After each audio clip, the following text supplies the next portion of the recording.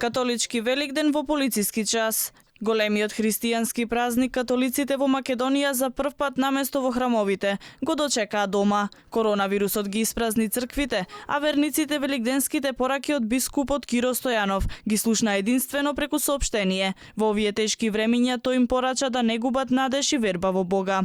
За нас Великден значи дека чувствуваме присуство на воскреснатиот Христос во неговата црква. Тој е со нас и останува со нас. Ние сме вградени во неговото таинствено тело на црквата, така што неговиот живот е и наш живот. Затоа да не губиме надеж. Бог е често наш тивок придружник кој не придружува.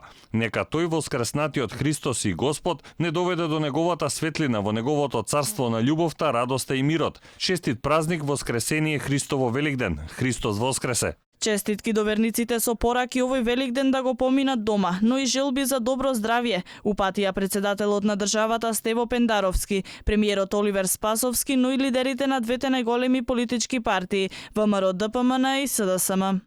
И во светот овој празник се одбележува во сенка на епидемијата на коронавирусот. Великденски мисии среде пандемија се пренесуваат на интернет. Вако Великден не бил забележан досега во Ватикан и папата ќе се обрати онлайн. Еден од најпознатите светски тенори, италијанскиот оперски пејач Андреа Бочели, ќе пее денеска во празната катедрала Дуомо во Милано, а концертот ќе се пренесува преку интернет. Чест и задоволство ми е што бев поканат од градот и катедралата. Верувам во моќта на групната молитва. Верувам во Великден, универзален символ на повторното раѓање, што сега ни е потребно на сите, и на верниците, и на оние што тоа не се.